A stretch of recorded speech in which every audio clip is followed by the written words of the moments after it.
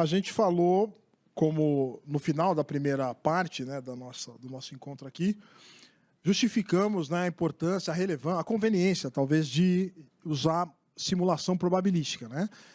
Todas aquelas questões envolvendo riscos catastróficos, né, de baixa probabilidade, dificilmente a gente vai conseguir, através da observação, justificar um modelo de análise de risco com base em frequência, etc., etc., eventos únicos, eventos não materializados, tudo isso justifica. E agora a gente vai falar um pouquinho do que consiste essa simulação probabilística, né? E aqui a definição da simulação é essa, né? A simulação é uma técnica numérica para realizar experimentos que, primeiro, consideram a incerteza das variáveis. Então, no problema, eu vou ter variáveis sobre as quais eu não tenho incerteza e muitas sobre as quais eu tenho incerteza. Então, o experimento possibilita que vocês considerem essa incerteza e veiculam isso, transportem isso ao longo dos modelos de engenharia, das matrizes de risco, etc. Então, essa é uma possibilidade, ou uma justificativa, né? Avaliam também o comportamento de sistemas, é um passo a passo, na verdade. Primeiro se considera a incerteza, e aí como é que se faz isso, né? Avalia o comportamento do sistema para os diversos valores gerados no processo de simulação. Então, a gente vai gerar diversos valores das variáveis de interesse. A gente vai dar um exemplo já já. E aí, para cada valor gerado, você transfere isso para um modelo que você está analisando no caso específico. Se é um modelo de estabilidade de túnel, se é um modelo de estabilidade de uma ponte, a resistência da ponte a cargas extremas, ou então, de repente, a pressão gerada dentro de um reator. Então, sempre tem um modelo físico, né, no qual eu posso testar esses parâmetros gerados através da simulação e ver como é que o modelo físico se comporta diante dessa simulação, né? E aí, a partir daí, eu posso calcular a probabilidade de falha e das possíveis consequências simulando computacionalmente o processo, né? Então, estou falando, muitas vezes, lidando com eventos que eu sequer experienciei na prática, mas eu posso experimentar isso do ponto de vista probabilístico, em computador, né? Uma simulação computacional, por assim dizer. E aí, eu posso, por exemplo, avaliar uma barragem. Acho que eu vou pular para o próximo slide. Eu acho que o outro slide é mais material. Vamos ver. Isso, é isso aí. Então, aqui, a gente tem as entradas, e essas entradas são todos os parâmetros que interessam os modelos de engenharia que eu estou testando. Então, eu posso estar testando, por exemplo, uma barragem. Aquela barragem ali, inclusive, é Lauca, fica em Angola, né? Passou um tempo lá fazendo também análise de riscos. E aí, como é que se avalia a probabilidade de falha de uma barragem? A gente espera a barragem calcular? Não dá, né? A gente já avaliamos isso. Então, como é que se faz? Essa barragem era calculada, claro, com modelos de engenharia, que dizem respeito, por exemplo, à estabilidade dela. Será que ela pode sair andando, igual o Titanic, por exemplo? Ela pode tombar, né? Tem um monte de água atrás. Esse esforço de água pode tombar a barragem, pode empurrar a barragem, pode quebrar estruturalmente a barragem. Então, para cada hipótese dessa, a gente tem um modelo de engenharia. Então, que tal se a gente gerar valores aleatórios dos carregamentos, por exemplo, volume de água, pressões d'água, resistência do concreto, etc., passar por esses modelos de engenharia e avaliar quantas vezes esse modelo me indicou falha, me indicou ruptura da barragem. Então, é exatamente assim que se faz na prática, na engenharia, de fato, que se calcula a probabilidade de eventos extremos, né? de probabilidade muito baixa. Você não faz através da observação, você faz simulação, gera valores aleatórios e veicula isso no modelo de engenharia. E aí essa é a dificuldade, você precisa envolver engenharia, não é algo meramente atuarial. Essa que é uma grande questão. Então, modelo, incerteza epistêmica de sistemas que envolvem engenharia tem que haver engenheiros envolvidos. Então, uma primeira forma de superar o desafio da quantificação é você, gestor de riscos, internamente, buscar seus apoios internos em áreas como engenharia, em áreas como saúde e segurança, engenharia de processo, enfim, para poder buscar esse conhecimento. É dali que vai, muitas vezes, nascer as possibilidades para você simular esses eventos aí, que são catastróficos, não são observados, mas são eventos de engenharia. Então, essa é uma primeira questão, né, do Risk Manager não ficar isolado. É uma agenda difícil, tal, mas o que a gente percebe é quando você envolve a engenharia com esse viés, né, um viés de engenharia, mas buscando uma solução pragmática no seguro, até a engenharia se envolve na agenda de seguros, né, que é uma coisa que a gente raramente vê quando a gente vai, né, nos clientes, nos eventos, enfim, em diversos contextos. Muito dificilmente a gente vê uma interação entre risk management, né, o gestor de riscos, com as áreas internas e particularmente com a engenharia, que é a pessoa que vai te ajudar a fazer esse tipo de análise. Se não fizer internamente, vai ajudar a contratar, vai participar, vai enriquecer essa avaliação, né? Então, isso é feito para barragem, isso é feito para linhas de transmissão, por exemplo, sistemas de potência de forma em geral, né? Construção de metrôs, a gente lida bastante com isso. Como é que você avalia a probabilidade de ruína de um túnel? É exatamente assim. Tem modelos de engenharia que dizem respeito ao equilíbrio, à estabilidade da escavação. Então, o que a gente faz? A gente simula valores de parâmetros que se relacionam com esses modelos, e aí, para cada simulação, a gente avalia, olha, para essa simulação não caiu, não caiu, não caiu, não caiu, caiu, não caiu, não caiu, caiu. E aí, no final, você vai ter, na verdade, uma frequência de ocorrência de pretensos colapsos que você simulou. E aí você pode calcular, pelo tal do cálculo frequentista lá, como se estivesse observando milhares de túneis, e alguns deles, infelizmente, podem cair, por circunstâncias aleatórias, e você não precisa fazer a experimentação prática disso. É uma experimentação computacional. Então, isso é muito feito na engenharia, hoje, até com computação paralela, com inteligência artificial, a gente evoluindo aqui nos computadores quânticos. Isso aqui vai ser assim. A gente vai conseguir simular sistemas extremamente complexos com uma facilidade incrível, né? Então, a tendência é que a gente vislumbre esse tipo de análise, inclusive para efeito de seguro, mais e mais em função do poder computacional, que é sempre crescente, né? E aí o passo a passo, como é que a gente... aí sim, aí tem uma licença aqui da experiência da Ores, porque esse passo a passo não tá escrito em nenhum manual de simulação probabilística. Aqui é uma experiência que a gente tem praticado e que tem funcionado.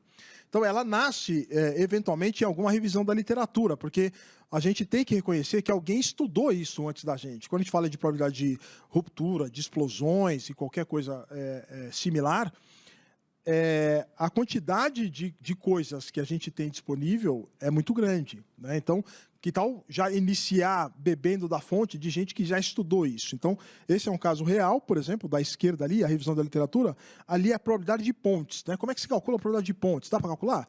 Dá, mas, puxa, tem que ter acesso ao modelo, custa muito caro, inclusive, né? A gente cotou para fazer essa análise probabilística de uma ponte, custa em torno de R$100 mil. E se a empresa que a gente está apoiando tem 5 mil pontes, por exemplo, aí é 5 mil vezes 100 mil, ninguém vai fazer isso, né? Então, a gente vai fazer algo que é possível, que é realista, pragmático, né? Com a certa disciplina. E o que é pragmático é isso, você beber de boas fontes, né? Esse gráfico, por exemplo, mostra taxas de falha de diversos tipos de ponte e como é que isso mudou ao longo do tempo, né? Desde a época onde as pontes foram criadas, as primeiras pontes foram construídas, até a década de 50, que foi onde teve, aí é uma questão mais de engenharia, mas houve em função de vários colapsos, tanto de pontes quanto de barragem, houve uma evolução muito grande do ponto de vista de projeto, de barragens, pontes e essas estruturas mais críticas. Então, a taxa de falha dessas estruturas caiu muito a partir de 50, né? Com o cálculo computacional, os primeiros computadores, etc, etc. Então, isso possibilitou que hoje a gente tenha taxas de falhas de pontes que eram aqui e agora estão nessa faixa, né? Algo em torno de 10 a menos 4, se muito, no máximo, né? 10 a menos 6. Então, respondendo aquela pergunta que ninguém tem resposta, qual a probabilidade de falha de um prédio? O que se reconhece hoje, em média, é 1 para milhão, 1 para 100 mil. Isso é verdade mesmo? Ninguém vai saber. Então, é o que se usa para avaliação de risco, né? Sendo, de novo, realista, né? Então, para fechar aquele dilema, né, que eu coloquei inicialmente, a probabilidade de falha de estruturas civis giram em torno, com essa responsabilidade, são prédios, pontes, em torno de 1 para milhão, 1 para 100 mil. Tá? 10 a menos 5, 10 a menos 6. Então, começa com a revisão da literatura e aí depois a gente parte para a análise de dados. Tudo isso aqui é caso real que a gente fez, tá? Então, ali é um caso real. Esse aqui também, alguns de vocês sabem, a gente usa uma ferramenta chamada NIME, que é uma ferramenta de inteligência artificial, de Advanced Analytics, germano-suíça. que é low code, assim, você conecta, faz drag and drop, né? Você conecta bloquinhos, cada bloquinho tem uma função, um calcula a média, outro calcula o modelo de regressão, etc, etc. Então, a gente, quando precisa analisar dados, a gente recorre a essa ferramenta, e se o cliente tiver dado, é óbvio que a gente vai usar dados. Ninguém vai se abster aqui não, dado não funciona. Não, dado tem o seu contexto, funciona. O que ocorre é que, novamente, né, os dados apenas modificam aquilo que vocês sabiam antes de observá-los para aquilo que você passa a saber depois de observá-los, né? Então, a gente faz também essa análise de dados, quando é o caso. Aí depois faz a análise das consequências, e aí também entram modelos de simulação. Então, alguns de vocês, né, principalmente a indústria petroquímica, usam bastante essas simulações computacionais de danos, de explosões, de VCE, por exemplo, né, de explosão de vapor, né, por exemplo, esses cenários, bola de fogo, etc, etc. Tudo isso tem sistemas computacionais que te dão possibilidades de testar, avaliar hipóteses com relação às consequências. E aí, feito isso, a gente, aí sim, como é que a gente vai incorporar incerteza com relação a tudo isso? A gente reconhece, incorpora modelos que são típicos de modelos de perdas catastróficas, que a estatística, a probabilidade já reconhece que é assim que funciona. Então, esse é um modelo chamado Gumbel, que é o mesmo modelo que o hidrólogo usa para dimensionar a barragem. Lembrando que ele não observa a vazão lá decamilenar, ele observa parte da vazão. Então, é como se ele estivesse observando uma partezinha dessa curva aqui, ó. Então, os dados que nós temos observados não se referem a 10 mil anos de observações. Mas tudo bem, ele vai se referir a 100 anos de observações, mas eu reconheço que aquele fenômeno é determinado por essa natureza, né, da distribuição de Gumbel, por exemplo, né, que foi o cara que, inclusive, criou a distribuição e é usada em projeto. E aí, então, a gente ajusta essa distribuição de Gumbel naquela pouca observação que a gente tem, porque a gente não precisa de mais observação. A gente tem, em complemento à observação, a gente tem um conhecimento. A gente já sabe que esse fenômeno, vazões extremas, ventos extremos, seguem uma Gumbel. Então, você não precisa a Gumbel, você observa parte dela e ajusta o resto para aquilo que você conhece, admite, né? Então, é assim que a gente faz. Isso aqui é um caso real, numa modelagem de chuva catastrófica acumulada para modelagem de escorregamento de serra, né, que pode acontecer eventos catastróficos relacionados a escorregamentos na Serra do Mar. E aí, feito isso, é assim que a gente incorpora, então, a incerteza relativa à intensidade ou à probabilidade do evento, né? E aí a gente vai ter condição, a partir daquela curva assumida como representativa do fenômeno, a gente gera aqui a distribuição dos impactos antes do seguro, e simplesmente é isso, né? O que a gente está lidando? É um projeto linear, rodoviário ou ferroviário, ou é uma planta, né, circunscrita ali, em premissas, ali, uma planta petroquímica, enfim. A partir da simulação daquela curva que vai te dar o range de possibilidades de perda. Então, aqui, por exemplo, é um caso real de uma barragem, que é o mesmo caso que o Ricardo vai apresentar daqui a pouquinho, envolvendo a falha catastrófica de uma barragem. Então, estou falando aqui está em milhão, né? Ó, então, vezes milhão, né? Então, aqui, isso aqui é 2,5 bi, 2 bilhões de reais. Então, a simulação, sendo realista, você não pode falar assim, olha, se cair a barragem, ou se qualquer evento catastrófico, vai ser uma perda de X. Ninguém tem condição de fazer isso. Não é realista fazer isso, né? Que tal fazer uma faixa provável, levando em consideração o tal do comportamento de eventos extremos, lá, Gumbel, Gama, tudo mais. Então, é assim que a gente faz. Olha o formatinho dela, né? Tem a ver com aquela curvinha que a gente apresentou anteriormente. Por quê? É assim que se modela risco catastrófico. Já se reconhece que essa curva modela bem risco catastrófico. Reparem que ela gera valores dentro de um valor aqui mais provável, que eu vou assumir aqui, ó, por exemplo, 1,5 bi de perda, aqui, mas ela, por não ser limitada, ela gera valores que vão até 3 bi. Pode acontecer isso? É claro que pode. É óbvio que pode. Na média, você tem um valor médio de perda histórica de, sei lá, 100 mil reais. Eu posso ter, num dado ano, uma perda de 1 bilhão? Claro que pode, óbvio. O que diz que você não pode? Né? Então, esse tipo de modelagem de fenômenos extremos, catastróficos, embora venha de diversos pressupostos, que são pressupostos de conhecimento, né? Não foram observados, me parece muito realista, muito pragmática, muito aderente ao rol de possibilidades, né? E aí a gente tem o impacto antes e o impacto depois. Qual que é a diferença dessa para essa? Aqui é seguro. E aqui, para sair dali e entrar aqui, para cada simulação, o que a gente faz? A gente usa o tal do algoritmo do seguro. O que é o algoritmo do seguro? Tem uma perda simulada, 1 bilhão. Aí o algoritmo vai fazer o seguinte, essa perda... Bom, primeiro, o cenário é assegurável? É, o cenário é assegurável. Segundo, essa perda está além da franquia? Então precisa saber a franquia. A franquia é franquia flat, só uma franquia única, flat, ou é uma franquia percentual, POS, com mínimo? Então tem um racional para avaliar qual que é a franquia aplicada. E aí eu comparo a perda com a franquia, vejo se essa perda é superior à franquia ou inferior à franquia. Se for inferior à franquia, acabou. O risco retido é a perda ocorrida, percebe? Porque foi inferior à franquia. Você não transferiu para o mercado segurador. Se foi superior à franquia, aí você avalia o limite. A perda também é superior ao limite?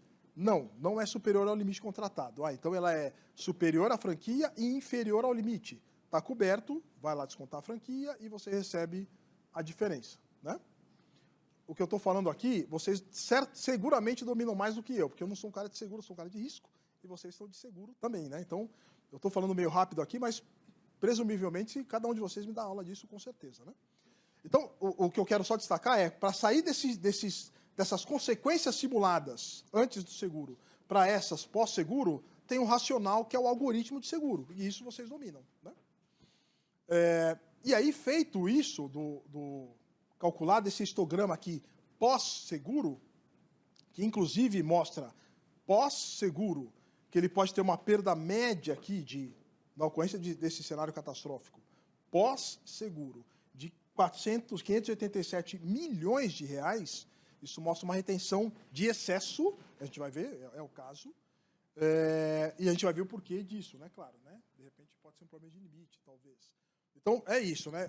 Você testando dessa forma, de forma pragmática e estruturada, você consegue testar eventuais gaps e oportunidades de melhoria de cobertura que só na base do, sei lá, talvez do português, né, fazendo enfim, um exame não estruturado talvez não te permita. Essa é a vantagem de você estruturar a abordagem do problema, né, e simular. E aí sim, agora finalmente, então a gente fez tudo isso, agora vai fazer o case e vai apresentar com detalhes alguns riscos ali que a gente simulou. Tá bom? E para isso eu chamo... Pergunta? Ah, não estava falando, eu estava falando fora do... Que susto, gente. Você estava meio assim, falei, pô, será que eu estou bem aqui? Perdão, pessoal, perdão. É o entusiasmo. Então, agora sim, agora chamamos o meu colega Ricardo, que vai falar sobre o case. Ricardo, fica à vontade, por favor. Obrigado, Márcio. Boa tarde a todos. Até como o Carlos já tinha comentado, agora a gente vai materializar tudo isso que a Ingrid e o Márcio trouxeram aqui brilhantemente, né? Márcio,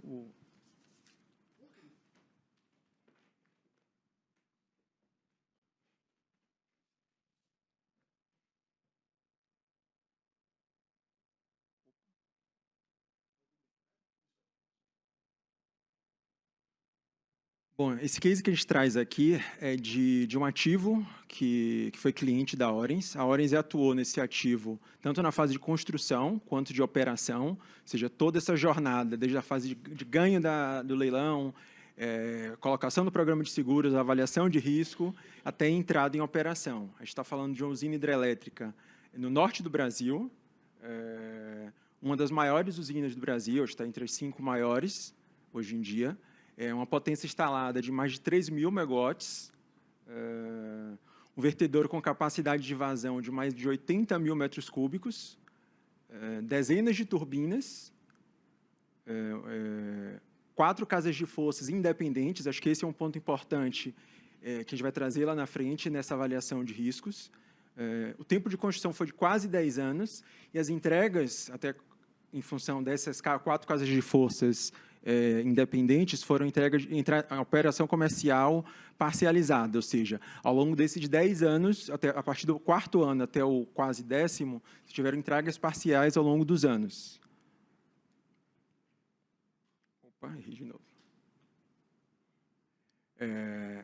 E aí, trazendo um pouco aqui do cenário que a gente enfrentava, né? Quando chegou na fase final da construção, quando a usina estava prestes a entrar em operação plena, a gente foi provocado pelo cliente a fazer um estudo, uma revisão de riscos com base nesse cenário atual, nesse cenário de operação plena, algumas alterações que ocorreram ao longo do período de construção, com um acúmulo maior de sedimento no rio, é um rio muito caudoso, que traz uns sedimentos muito grandes, a ocorrência de sinistros de alto impacto, tanto na fase de construção quanto na fase de operação, ou seja, você teve já uma materialização de riscos, tanto de construção, tanto de operação, que traziam um histórico, uma certa frequência, que já tinha sido experimentada, registros históricos de danos da natureza acima do previsto. A gente tinha séries históricas que foram levadas como consideração para análise de risco iniciais, que foram superadas. Estou falando de uma cheia histórica que tinha um período de recorrência altíssimo.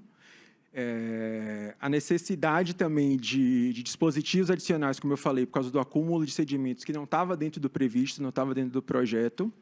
E, adicionalmente, uma redução de capacidade de apetite do mercado segurador em função dessas alterações de risco e também da alta incidência de sinistros, que diminuiu o apetite dos mercados. Muitos dos mercados globais que faziam parte da construção estavam na operação também. Então, isso gerou uma redução de apetite. Então, a demanda do cliente de fazer essa avaliação de risco seria também uma forma de ver qual seria o melhor desenho face a esse cenário que estava à nossa frente. Como estratégia, como eu falei, elaborar uma relação atualizada de riscos com base nesse cenário, cenários que foram materializados, cenários que não estavam previstos em função de questões de danos na natureza, avaliar os possíveis, dentro dessa relação, os riscos que poderiam ser transferidos para o mercado segurador e, por fim, buscar uma maior eficiência nessa transferência de risco, ou seja, dos riscos seguráveis, o que é que a gente poderia transferir da melhor forma possível, tomando como base a busca por limites máximos de indenização para danos materiais a partir da operação plena, avaliação de franquia para obras civis e equipamentos com base no apetite e tolerância do proprietário do ativo, e também desenhar um escopo de cobertura a partir da relação atualizada desses riscos, ou seja, desenhar uma apólice, desenhar limites e franquias com base nos riscos atualizados e com base na tolerância e apetite que esse cliente possuía, para, no fim, ter uma melhor eficiência. Agora eu volto a palavra para o Márcio, para ele explicar um pouco dessa primeira fase desse estudo de risco. Legal. Posso só pegar o trocador com você, Cadinho? Obrigado, Carl. Valeu. Então, como disse o Ricardo, né, teve essa encomenda, né, do cliente, e o que a gente mais gosta é desafio, né? Inclusive desafios que envolvam riscos. E aí esse desafio começou pela identificação de riscos, né? Então a gente identificou esse trabalho foi em 2015 para 2016, talvez, tem 10 anos, né?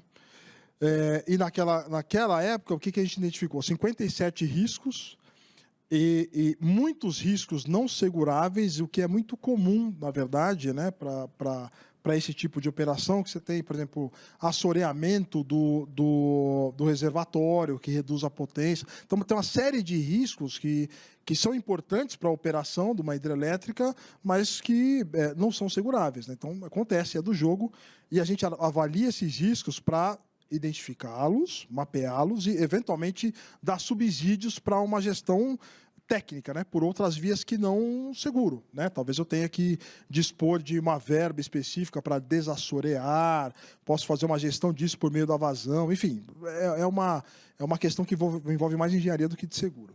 Mas é isso que nós fizemos. Os riscos foram divididos em técnicos ambientais e legais, assim. Tinha alguns cenários ambientais, mas por que ambiental, né? Por exemplo, tinha um cenário que Ricardo lembra bem, como participou muito disso, que é de rejeição de carga. Quando, por exemplo, as turbinas estão rodando, né? Tem água passando na turbina, a turbina está acoplada ao transformador, então é um conjunto todo girando, e por algumas circunstâncias isso precisa ser emergencialmente desacoplado, né?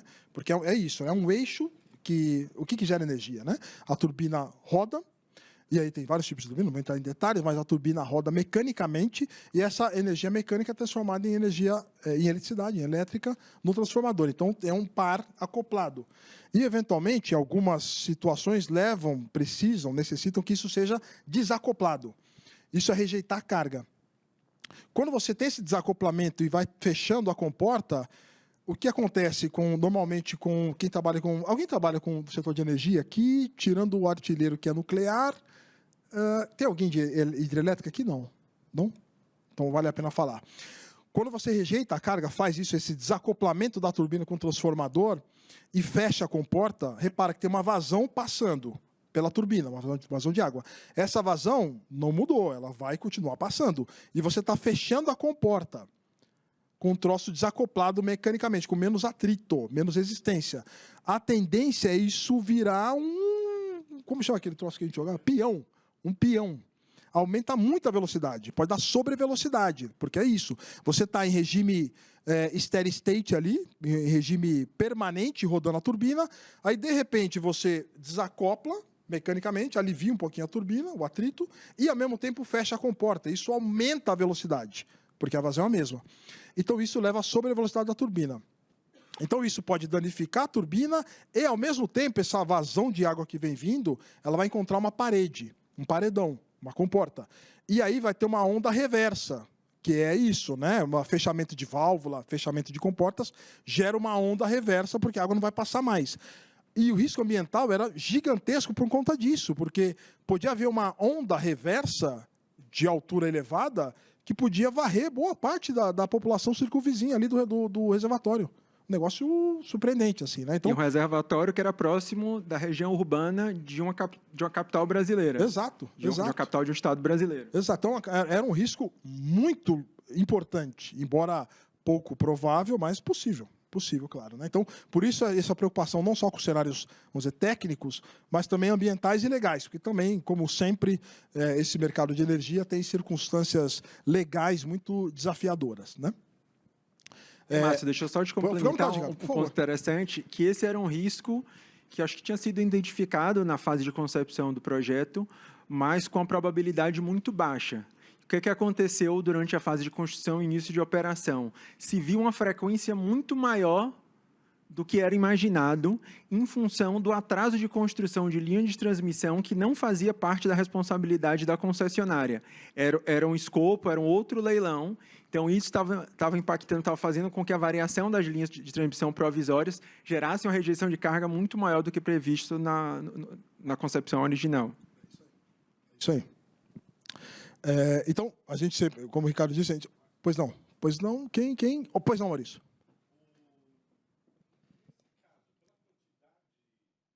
Nesse caso, pela quantidade de turbinas que existia, e além da questão do vertedouro, porque toda hidrelétrica tem que ter uma válvula de segurança, que é esse vertedouro, que é a abertura que não vai ter turbina, isso não ameniza se aberto adequadamente, tem que ter a operação traçada para não ocorrer essa onda reversa? Ameniza, mas existe sempre o risco, né? Porque às vezes esse desacoplamento, essa rejeição de carga, ela tem... Porque o que acontece? Se você fizer muito lenta a rejeição de carga, aí você pode aliviar a formação da onda, mas danificar outros componentes, por exemplo, o próprio transformador, eventualmente, componentes da turbina. Então, é aquela coisa, se correr o bicho pega, se ficar o bicho come. Que risco você escolhe para assumir, entendeu? Então, claro, tem uma coordenação, uma gestão de fechamento de comporta, mas isso não anula o risco, eventualmente, né? Até porque, às vezes, você pode estar diante de grandes vazões e você não tem escolha. Você vai ter que rejeitar a carga, entendeu? Então, é uma boa pergunta, sem dúvida, né? Mas o que tiver, se for possível de fazer gestão, vai se fazer gestão. E esses caras são muito preparados para isso. Mas tem algumas circunstâncias onde você diminui a sua margem de gestão, por assim dizer, em função de uma condição extrema de vazão e tudo mais, né? Mas boa pergunta, sem dúvida, Maurício. Então, foi isso que nós identificamos preliminarmente. E aí, claro, a gente gosta sempre de colocar para a comunicação gerencial, coloca no gráfico aqui, nesses gráficos pseudo-quantitativos, enfim. Inclusive, o risco que a gente vai analisar está aqui, como um ponto. Ele é o T6, está aqui em algum lugar. E reparem, todos esses... É T6, está aqui, ó, T6. Esse é um dos riscos. E aí, a gente está colocando um ponto ali. É um ponto. Repara aquela questão, né? Qual que é o risco? Sei lá, vertedouro, escorregamento do vertedouro, né? E aí a gente está simplificando, entre aspas, o exame e reduzindo isso a uma possibilidade de impacto, que é ali, sei lá, 200, não sei, 200 mil, um ponto. E o argumento que a gente usa é isso é inadequado, porque esse risco é catastrófico. Então, dificilmente você vai ter assim, o risco de R$1.000 a 1 bilhão. Não, a barra já começa lá em cima. A barra já começa com 500 milhões e é daí para cima, por exemplo. Mas tem outros riscos que podem começar com 500 mil e, por função das circunstâncias, ultimar com impacto de 20 milhões. Então, você não pode resumir o exame a um impacto representativo, por exemplo, que você perde a oportunidade de agir tanto na franquia quanto no limite para esse risco específico, que tem essa característica, né? Então é isso. Então, a gente gosta, apresenta, porque tem uma função na comunicação dos riscos. Mas o que a gente gosta de fazer mesmo e trocar com o cliente é a simulação probabilística. E aqui só não é uma propaganda, na verdade é um estímulo para que vocês avaliem a possibilidade de fazer isso. A gente já desenvolveu, já tem uma versão beta do que a gente chama de projeto SHARP. Sistema Orange de Análise de Risco e Proteções, SHARP. E é muito bonito, porque SHARP em inglês é preciso, assim, contundente, né? Então, foi um nome muito oportuno para uma ferramenta que visa exatamente fazer simulações probabilísticas de riscos e avaliar hipóteses com relação a limites, franquias e coberturas. Assim, o que eu posso fazer de melhor para ajustar o risco retido, né, do risco avaliado aí, em termos de compra de proteções, inclusive de seguros, né? Então, já está desenvolvido parte dele. Lógico que tem uma trilha grande que vai acoplar com AI. Então, uma possibilidade, e eu estou dizendo isso porque vocês já podem fazer isso, né? Se vocês forem lá no qualquer inteligência, Copilot, não importa, qualquer inteligência, qualquer LLM, e falar assim, olha, eu trabalho numa usina nuclear. Então, eu quero saber os 50 principais riscos e respectivos fatores de risco de uma operação de usina nuclear. Ele vai te listar, boa parte dos riscos são altamente materiais, justificados tecnicamente, né? E já reparam uma questão que a gente enfrenta, uma questão taxonômica do risco, que é a diferença entre risco e fator de risco, que é muito comum quando a gente vai analisar matriz de cliente. A pessoa passa a matriz de risco, aí tem um monte de risco lá, e entre esses riscos está, por exemplo, deterioração do mercado global, sei lá, deterioração em mercado internacional, né? Tarifas estabelecidas aí, a nova ordem mundial das tarifas, né? E aí o que acontece? Quando a gente pega esse risco e tenta contar uma história com ele, vamos pegar esse risco, degradação do cenário internacional. Faz sentido isso em termos de risco? Assim, como é que você conta uma história mais completa? Se você falar assim, olha, a degradação do cenário internacional, ela vai me levar, por exemplo, a uma elevação da taxa de juros. E por isso, por consequência, vai levar ao meu aumento, a um aumento do custo de capital. Opa, tem razão. Então, aquilo que você chamava de risco, que seria a degradação do cenário internacional, na verdade é um fator de risco para o risco elevação da taxa de juros, ou aumento do custo de capital. Então, a gente percebe muitas vezes que a descrição do risco ela não está adequada. A pessoa coloca risco, uma coisa que é fator de risco e tal, e qual que é o efeito disso? A gestão de riscos empobrece, não fica relevante, porque você está mirando num risco que não é fator de risco, aí você vai para a sua operação, todo mundo torce a boca, você não consegue fazer gestão desse risco, okay? Como é que você vai gerir o risco de degradação do cenário internacional? Você é totalmente paciente da agonia em relação a esse risco, né? Agora, o risco de taxa de juros é muito mais pragmático. Você pode buscar soluções pragmáticas para enfrentar esses efeitos da degradação do cenário econômico internacional. Né? Então, o legal, eu estou dizendo tudo isso por quê? Porque a inteligência, a LLM, quando você pede uma lista de riscos, ela já faz em atenção a o que é fator de risco e o que é risco. Ele já faz essa conexão e a gente, poxa, isso é surpreendente, porque isso nos ajuda muito nos passos seguintes de gestão. Né? Então é isso. Então, tem esse chat, mas esse é um convite para que vocês possam fazer isso, né? Um incentivo, enfim. E o que a gente faz? Então, aqui começa, né? Então, é o risco T6 lá. Aquele risco T6 na matriz, ele era um ponto na matriz. E é como se a gente tivesse a pretensa precisão de falar, não, esse risco um risco bem simples, né? Deslizamento do vertedouro. Vocês sabem o que é vertedouro, né? Como disse o Maurício, é aquele elemento da barragem que permite a passagem de água e é importantíssimo para a gestão, né, do fluxo da vazão afluente. Eu abro quando eu tenho um excesso de vazão ou quando eu tenho alguma deficiência de turbinar vazão ou água, né? Vazão pelas turbinas. Eu não estou com a minha turbina, por exemplo, indisponível, só me resta uma alternativa, fazer passar a água pelo vertedouro. A água precisa prosseguir o seu curso no rio, óbvio.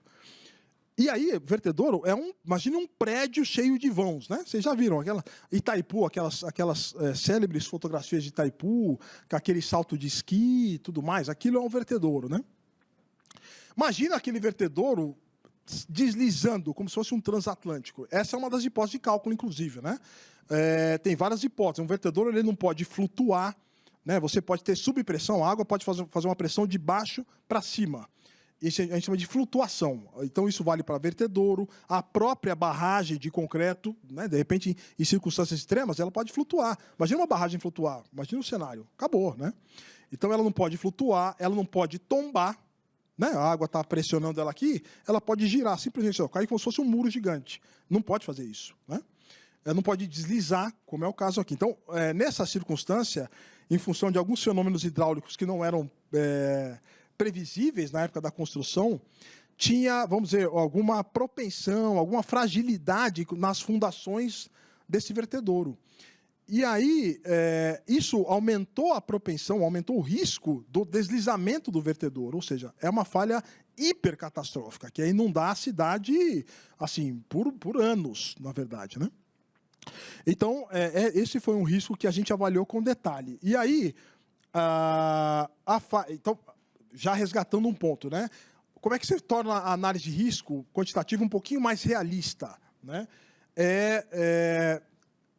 Sendo razoavelmente preciso e não precisamente errado. Então, você faz uma faixa de valores, assim. Então, vou admitir uma perda de 1 bilhão a 2 bilhões. E aí, o modelo que a gente elege para fazer a simulação, que é um modelo de catástrofe, ele que vai fazer as simulações naquela faixa e além daquela faixa, porque a gente está falando entre 1 bilhão e 2 bilhões, mas o modelo, a simulação, vai gerar valores além de 2 bilhões. Como tem que ser, né? A gente não tem condição, como ser humano, de falar, olha, o dano está travado aqui, a não ser que a gente coloque assim, 10 bilhões. Pô, aí a margem de ter um dano em excesso a 10 bilhões me parece pequena, né? Em se tratando de um vertedouro de 2,6 bi de reais. Então, é só um cuidado que, assim, para não ser tão obsessivamente preciso na análise, não existe precisão. Né? O que existe é um intervalo realista de possibilidades de impacto. E, nesse caso, era de 1 bilhão a 2 bilhões. E a faixa de probabilidade, e felizmente, a gente tinha modelos de equilíbrio, a engenharia do vertedouro, né? Nos permitiu estimar que era algo em torno de 10 a menos 6, 10 a menos 5. Você fala, pô, 1 para 100 mil, tá, mas o cenário é hipercatastrófico, né? Não é um prédio, é um vertedouro de barragem. Né?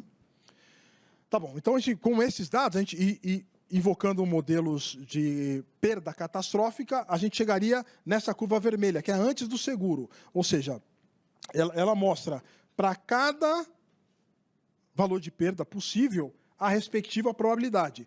E, normalmente, os fenômenos têm esse comportamento mesmo, né? Perdas catastróficas ocorrem com menor probabilidade. A probabilidade não é fixa. Então, tudo depende de que ponto da curva você está. Você pode ter perdas um pouquinho menores, que né, nem tão menores, aqui é 1 bilhão, né? Um pouquinho menores, com probabilidades maiores, e perdas mais catastróficas com probabilidades bem menores. Essa é a regra do jogo, né? Eventos altamente catastróficos ocorrem com menor probabilidade. Então, é isso que se faz naquela curva vermelha ali, que seria antes dos seguros. E aí, para a simulação, para cada simulação, ele faz a contemplação do programa de seguros, considerando isso aqui, né? Então, nesse caso, nesse caso, era uma franquia de 20 milhões. E tinha uma questão com relação à franquia, a operação queria testar se essa era uma franquia adequada. Poxa, 20 milhões parece uma franquia que dói bastante, né? Poxa, franquia alta, né? Uma retenção alta, né? Importante. Então, a gente queria testar isso, queria testar POS. Então, como é que você testa POS num evento desse? Se você não exercitar isso, probabilisticamente, não tem jeito. Você vai ter que ficar meio tentativa e erro ali, meio exercício meio difícil, né? E também o limite, 800 milhões. Então, repara, né? A gente tinha uma perda que pode chegar a 3 bi, 2 bi e pouco, e o limite, nesse caso, era 800 milhões. Então, o que acontece como risco retido, que é a curva verde? Depois que você leva em consideração esses aspectos do seguro, o que era vermelho vira verde. Então, a apólice cumpre a sua função em transferir riscos? Sim. Mas ela cumpre a sua função, eventualmente, se o desejo da empresa era, por exemplo, se proteger contra riscos catastróficos. Aí você olha e fala, puxa, aí tem uma questão, né? Porque depois do seguro, eu ainda convivo com essa curva verde, que pode chegar, na pior das hipóteses, a coisa de bilhão, bilhão e meio. Então, a seguradora ia me pagar e eu ainda ia ter que fazer um desembolso aí de coisa de bilhão, bilhão e meio só do dano material. Não estamos nem falando aqui de RC, nada, né? Então, esse tipo de exercício possibilita avaliar outras hipóteses que podem levar a circunstâncias mais aderentes aí para o cliente. Então, foi isso que a gente fez. Então, um exemplo, né? A gente vai agora ir mudando e o que mudou ali vai aparecer coloridinho, tá? Então, a gente vai mudar agora a franquia, se não me engano, não lembro. Foi o limite. Então, sai um limite de 800 milhões para um limite de 3 bi. Aí vocês lembram que a curva era quase que o espelho dessa daqui? Era uma curva assim também, assim, ó. E agora ficou assim, ó. Por que ficou daquele jeito? Porque ali, diferente da primeira, a primeira tinha muito risco de excesso, porque você tinha uma perda catastrófica que excedia, e muito provavelmente excederia, o limite. Então, você ia, além da retenção, que seria até a franquia, os 20 milhões, que é peanuts, que não é nada num cenário desse, ia voltar para a sua responsabilidade cenários ou perdas acima de 800 milhões. Ou seja, risco de excesso. Então, o risco de excesso naquela solução era muito grande. Quando você corrige essa distorção, o que acontece? Você não tem mais, em tese, risco de excesso. Ou esse risco de excesso é extremamente reduzido. E você passa, basicamente, a sua retenção, que era isso aqui, passa a ser franquia, que é 20 milhões. Nem aparece aqui, é tão pequenininho, né? 20 milhões. Então, assim, se isso fizer sentido para o acionista, para o proprietário, do ponto de vista de retenção de risco catastrófico, para mim faz, né? Para que você vai conviver com risco catastrófico? Não tem seguro para isso? O seguro não tem potencial para mutualizar risco catastrófico? Porque para o seguro, o seu projeto não vou dizer mais um, mas é um dentre outros, né? Então, existe a possibilidade de fazer essa mutualização. Agora, você não tem essa possibilidade, você não é seguradora, você é um operador, você não tem, eventualmente, possibilidade de mutualizar, dividir o seu risco. Então, você não deveria reter risco catastrófico. Use o seguro para isso, para transferir risco catastrófico, né? Então, esse aqui é uma possibilidade que a gente testou, e aí você consegue começar a testar outras possibilidades, né? Então, vamos avançando aqui. Então, agora, o limite de 3 bilhões, agora um POS de 20. Então, fala assim, olha, puxa, muito difícil, o mercado não vai me dar isso, eu vou precisar, enfim, participar mais na perda, porque é uma perda muito catastrófica, etc, etc. Tá bom, coloca um POS de 20%. E aí você sai de uma situação onde você tinha aqui, ó, 20 milhões colado aqui praticamente no eixo, e quando você traz o POS, esse POS passa a ser uma perda proporcional da perda ocorrida, né? Então, ele inclina a curva. A gente já percebeu aqui nos nossos exercícios que, assim, você olha para a curva e fala, aqui tem problema de limite. Isso aqui é POS. Isso aqui é franquia.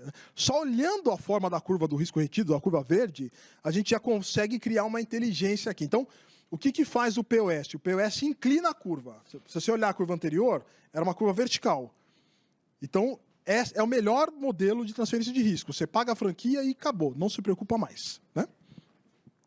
Aqui, quando essa curva que é vertical, ela se inclina, isso mostra um POS. Você tem uma participação proporcional, e não importa muito a proporção, nesse caso é 20%, mas proporcional da perda. Então, ela vai começar a inclinar para você. Entendeu? E se você tiver problema de excesso, problema de limite, ou seja, risco de excesso, aí a coisa tende a ser uma curva parecida com a curva original, só que deslocada para a esquerda. Ou seja, ela é menos severa do que a perda original, mas ainda assim corresponde, tem uma correspondência com a perda original. Né?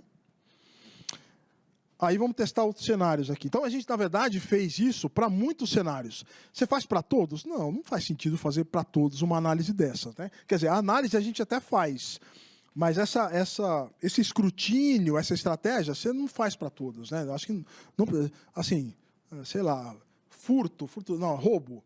Eventualmente, roubo, não se faz isso, né? Existe a possibilidade de fazer? Existe, da mesma coisa, né? E aí, você tem modelo de engenharia para roubo? Não tem modelo de engenharia. Como é que você faz? Você estrutura a análise, né? Tenta dissecar a sua operação, o seu processo, ver os gaps, assim que a turma de cyber faz. Né? Não tem muita engenharia de computação, de TI, tudo bem, tem isso. Mas como é que você avalia o risco de cyber? Avaliando, por exemplo, vulnerabilidades. Onde é que eu estou vulnerável? Tal? Monta uma arquitetura de vulnerabilidades e estressa essa arquitetura de vulnerabilidades. Assim que se faz, por exemplo, com o cyber. Né? Então, a gente fez isso para muitos riscos, mas não para todos. Aqui, por exemplo, aquele dano de rejeição de carga. Né? Então, a turbina pode sofrer um dano por conta da rejeição de carga. Ela estava rodando, e aí eu rejeitei carga, ela passou a rodar mais rápido e, pum, deu problema. E aí, a gente tinha aqui, essa é a curva do risco de rejeição, e a franquia aqui era essa. Ou seja, a franquia flat ali, curva vertical, não tem inclinação, então já dá para saber que a franquia é flat, e não tem risco de excesso. Beleza, nesse caso, 1,5 milhão, acho que é isso, 1,5 milhão. Vamos testar possibilidades aqui. Franquia de 5 milhões. Então, repara que esse cabinho aqui, ó, essa partezinha aqui, que não era retida, eu transferia antes com a franquia de 1,5 milhão, essa partezinha agora volta para o meu colo, é uma decisão. O que é verde é a retenção nossa. Né? Então, aqui, com a franquia de 5 milhões, a gente retém aqui perdas menores, obviamente menores do que 5, tem uma probabilidade de ocorrer aqui, coisa de 7,5%, então pode ocorrer, com alguma frequência até. Mas está ok, você tem um cap ali de 5 milhões. E todo o resto está mitigado, está transferido. Aí você tem uma outra possibilidade, que é... POS. Então, ó, só uma curiosidade. POS é sempre ruim. Putz, POS é terrível. É verdade, é verdade. Mas, eventualmente, tem um caso ou outro que você pode conceder por conta disso. Ó. Isso aqui é sem POS, tá? POS 0, franquia de 5 milhões. Agora, POS de 10%, tá? Vamos ver como mudou. Não mudou nada. Por quê? Porque o POS é de 10%. Para ter uma perda que supere os 5 milhões, o POS incidido sobre a perda deveria ser uma perda de 50, né? 50 para cima, né? E não vai, né? Então, repara como assim, o POS é completamente... Você dá o POS, então, para a seguradora. Né? Peronde vai te dar um desconto aqui, ó, já alinha com ele. Eu te dou um POS, Peronde, você me dá um desconto aí de 20%, tá tudo bem, todo mundo está feliz. Não tem efeito nenhum na transferência de risco nesse caso. Né? Agora, o POS de 20%, vamos esquentar. POS de 20%, olha que interessante. Você fala, POS também é uma tragédia, né? POS de 20%, nossa, eu vou desmaiar. Como é que eu vou justificar isso para a minha liderança, para o meu diretor? Você vai justificar assim, ó. Você mudou, olha o que apareceu, ó. Continuou a mesma coisa do anterior, só mudou um cabinho aqui, ó. Por que mudou um cabinho aqui, ó? Quem pode falar? Por que só mudou uma perninha aqui, ó? Quem pode falar? É curioso, né? Falar, caramba, eu pensava que ia deslocar toda...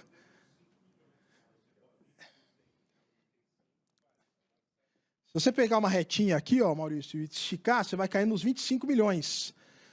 25 milhões, 20% de 25 milhões é 5 milhões. Então, é de 25 milhões para cima que começa a fazer o efeito POS. Por isso que ela só vai entortar a perninha lá para frente, lá para perdas mais catastróficas. Né? Então, assim, às vezes, POS é uma cobertura estressante, né, para o segurado, mas se você exercitar objetivamente, pode não ser. Pode não ser. E pode ter um trade-off aí, de repente, no custo do seguro, claro, né? E aí, indo para o final, que eu já tomei aqui um pito aqui de 5 minutos, aqui, apetite. Agora vamos para a parte final de fato, né? A gente falou de análise de riscos, seguros, e falta só uma perna final, que é apetite. Como é que a gente vai decidir, né? Repara que essa decisão de franquia de 5 milhões, franquia de 1,5 milhão, franquia de 10 milhões, só com esses gráficos aqui, eu ainda não tenho condição de fazer essa escolha, né? E é por isso que essa obsessão nossa de fazer assim, nossa, eu não tenho a probabilidade do evento, eu não calculei a probabilidade do evento, nossa, ferrou. Esse é o menor dos problemas, que você pode ter a probabilidade exata da perda, o tamanho exato da perda, e ainda assim não conseguir decidir, porque você não tem um instrumento corporativo, um documento, uma política de riscos que te dê esse respaldo como risk manager para falar, olha, isso aqui está em dissonância com a política, então eu preciso tomar uma ação aqui. Qual que é esse elemento que falta aqui? É exatamente apetite ou tolerância. Então, quando a gente... Eu vou colocar aqui já tudo. Vai. Não? Não sei o que aconteceu aqui. Vou voltar. Aqui. O apetite é isso. Você vai expressar aqui o que você aceita como companhia ou projeto e o que você não aceita. Então, aqui... Nesse caso, esse aqui é hipotético, o outro não, o outro foi real, tá? Porque a gente expressou o mesmo apetite aqui, enfim. Mas aqui está um risco que você não aceita, o vermelho não aceita, o amarelo a gente chama de alarp, que você aceita marginalmente, e o verde é onde você aceita. Então, o que acontece? Você tem uma caudinha aqui, uma pontinha aqui, ó, para risco... Você tem uma pontinha aqui, mas baixa a probabilidade, é 5 para milhão, né? 5 chances em 1 milhão. Isso aqui. Uma boa parte, você está ok, ó. Só tem aqui, ó. Tá vendo aqui, ó, uma perninha aqui que já está num risco que você não deveria aceitar, principalmente se tratando de riscos catastróficos. Está na região amarela, que a gente chama de alarp, por exemplo, né? Então, a transferência te ajuda a alinhar o panorama de riscos com o apetite, mas tem oportunidade de melhora aí. Se você aumentar o limite da pólice, isso seguramente, lembra, né, que a reta ia ficar vertical aqui, ó, 20 milhões, né, aumentando o limite da pólice. Praticamente tudo verde, tá? Tá lindo, você está perfeitamente alinhado com o seu apetite, percebe? Como não adianta a gente ficar obsessivo em probabilidade de impacto, você precisa ainda evoluir com um instrumento que é esse, de critério de aceitação ou não de risco, né? E aí, sim, agora sim, é o último exemplo, e esse aqui é o que foi posto em prática, que é a franquia de quebra de máquinas, de turbina. Então, essa é a exposição original dessa perda aí, de quebra recorrente, e aí esse é o apetite a riscos, tá? De fato, agora sim. E aí o que acontece? A gente tinha, a franquia está aqui, ó. Então, hoje, a franquia, que é de 1,5 milhão, beleza, você está absolutamente aderente com o apetite a riscos, pode vender isso corporativamente, para a sua diretoria, para o seu CA, está tudo lindo. Mas você vai ter que tomar uma decisão, porque você quer eventualmente reduzir o prêmio. Então, algum trade-off vai ter que ser feito aí. Então, vamos conceder um pouquinho de franquia. Vamos aumentar a franquia. Mas até onde eu posso aumentar a franquia? Sei lá, até 30 milhões? Vou reter todo esse risco aí, por exemplo? Então, eu preciso de um instrumento que é esse, que é o apetite. Então, vamos testar aqui, ó, aumentando para 5 milhões. Eu ainda posso fazer isso porque eu vou estar numa área tolerável, uma área que eu aceito riscos, e numa área que eu aceito marginalmente os riscos, mas eu aceito riscos. Então, tudo bem. Se eu tiver como contrapartida uma redução no prêmio, eventualmente eu posso vender isso para a diretoria executiva, para o CA. Falar assim, olha, quer reduzir o prêmio? Tá bom, então vamos reter um pouquinho mais de risco, ainda em linha com o apetite, por exemplo. Ou então 10 milhões. Olha lá que beleza. Que foi a solução, inclusive, né? Então, a gente saiu de uma franquia de 1,5 milhão para 10 milhões. Quem que vai fazer isso? Muita gente pode fazer, só tem que fazer de forma educada, né? Com algum parâmetro, né? Com algum fundamento. E o fundamento é exatamente o apetite a riscos, né? Então, olha como o apetite complementa, e mais do que complementa, é ele que vai te dar a possibilidade de tomar decisão. Não é a probabilidade, não é a consequência, né?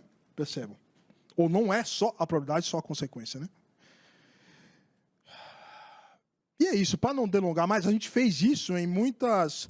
E esse aqui é só um case, né? A gente fez em outros cases, naquela indústria de submarinos. Tem até alguns clientes aqui que já viram alguma coisinha a respeito aqui, enfim. Mas é isso, né? Essa é uma forma que a gente tem praticado, e é totalmente possível que vocês também pratiquem, de tornar essa análise um pouco mais objetiva, né? Pragmática, enfim, e elevar um pouco essa agenda de tomada de decisão relativa à compra de seguros, né? E aí, análise do caso. O Ricardo vai me ajudar aqui, mas, enfim, Ricardo tem mais uma experiência mais ampla nisso aqui, mas é isso, né? A gente primeiro fez uma revisão do limite, né? Porque o limite estava realmente preocupante, tinha um risco de excesso muito grande, totalmente desalinhado ao apetite. Só que subiu para 2 bilhões. Então o risco de excesso era muito pequeno e tá tudo bem. Tá tudo bem. E aí entra, só complementando, Márcio, entra na questão da eficiência da apólice. Durante esse estudo, a gente viu que o Teomácio simulou os 3 bilhões, mas a diferença de 2 para 3 bilhões, o que ia gerar mais de prêmio versus a probabilidade dessa cauda final, não valia a pena para o segurado como estratégia de eficiência de transferência de risco. Então, a tomada de decisão foi dos 2 bilhões de limite. Perfeito, Ricardo. Perfeito. E aí, além disso, franquia foi muito material e deu um impacto brutal no prêmio, né? Como é lógico, tem que dar, né? Tem que dar. A validação da franquia de 20 milhões, que, assim, na verdade, até uma sugestão foi, você quer reter só risco catastrófico? Não precisa botar 20 milhões, não. Bota 500 milhões. Qual que é a diferença? Você está falando de risco para estruturas de responsabilidade de um vertedouro, barragem, esse tipo de coisa. Não é qualquer coisinha, não, né?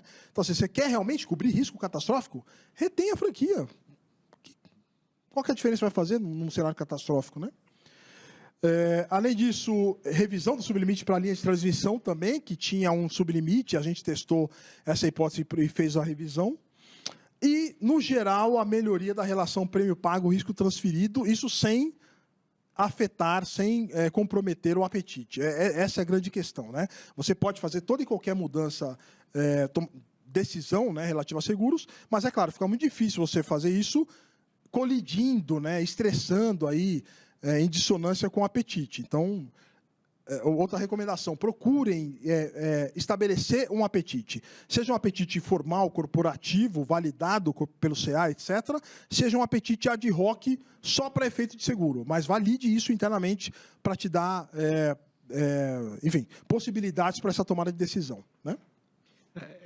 Márcio, eu acho que, só para contribuir aqui, antes da sua conclusão, eu acho que essa é a sofisticação que a gente está comentando nessa agenda interlocução C-levels e conselheiros, inclusive acionistas, né? Porque apetite a riscos não é uma determinação meramente dos executivos, né? Ela tem, de fato, no aspecto de governança, uma determinação dos acionistas e dos conselheiros, representantes dos acionistas, em quais são os riscos que os executivos podem ou não podem assumir, né? Então, quando a gente coloca dessa forma, fica muito objetivo, muito visual, né? Aquilo que se pode fazer, as estratégias para levar essa agenda de diálogo num nível muito mais sofisticado e trazer as ferramentas e as variáveis que podem ser aplicadas dentro da agenda e gestão de riscos das empresas, né? Perfeito, perfeito. É a integração de todo o ecossistema, né? Riscos, seguros e apetite, é onde tudo se encontra. É na análise quantitativa, não tem outra plataforma, né, para propiciar esse encontro. E aí as conclusões, bom, aí é basicamente repercutir tudo aquilo que a gente viu, né, ao longo da exposição. Então, risco é a incerteza que importa, então é a incerteza que de fato pode afetar os objetivos do projeto ou da corporação, da organização, né? A análise qualitativa de riscos não é a mais adequada, a gente demonstrou aqui por diversas formas, enfim. Não é que a gente vai deixar de fazer, mas seguramente não é o melhor que nós podemos fazer enquanto gestores de riscos, né? A abordagem frequentista baseada na observação e experimentação pode não ser suficiente, e a gente demonstrou aqui que não é, de fato, até uma impossibilidade em algumas circunstâncias, né? Opa! Acho que é só isso? Não, tinha mais coisa. Aqui, a análise de risco vai além das estatísticas, então, isso é óbvio, né? Tem risco que não se materializou, você não tem estatística. A simulação probabilística é uma ferramenta adequada para a incorporação. A gente viu que como é que se incorpora, né? Através da faixa de ignorância, por exemplo, de valores de impacto e probabilidade, e a adoção de modelos convenientes aí, típicos da modelagem de perdas catastróficas, né? E o programa de seguros, a última mensagem que está alinhada com o último slide aqui, é que o programa de seguros deve refletir o apetite e tolerância da corporação. Então, um outro pilar de análise que muitas vezes é negligenciado, que é esse do apetite e tolerância como regulador da tomada de decisão aí relativa a seguros. Então é isso, people. Mas que não deixa um programa de seguro fixo, né? Esse trabalho mesmo do Case, ele permitiu a essa companhia uma mudança de estratégia de programa ao longo dos anos, sem ferir o apetite e tolerância. Então, em termos de franquia, de limite, eles tiveram variações sem ferir o apetite e tolerância, de acordo com o que tinha sido alinhado com os acionistas. Isso é importante, porque o seu apetite e tolerância pode variar ao longo do histórico, né? Você pode estar num momento de crescimento que vai manifestar seu apetite e tolerância de uma forma. Eventualmente, por razões quaisquer, você pode estar num outro momento de desafios, de problema de liquidez, de problema diverso, e a sua manifestação do apetite e tolerância pode ser outra. Então, é importante ter claramente essa visão, mas ter algum fundamento para apoiar a decisão de vocês enquanto gestores de riscos, né? Eu acho que é isso, pessoal. Deixa eu ver o que nós temos aqui. Agora teremos o Carlos abrindo aqui para... Muito bom. Muito bem, gente. Eu queria agradecer Márcio, Ricardo, tá, pelo painel.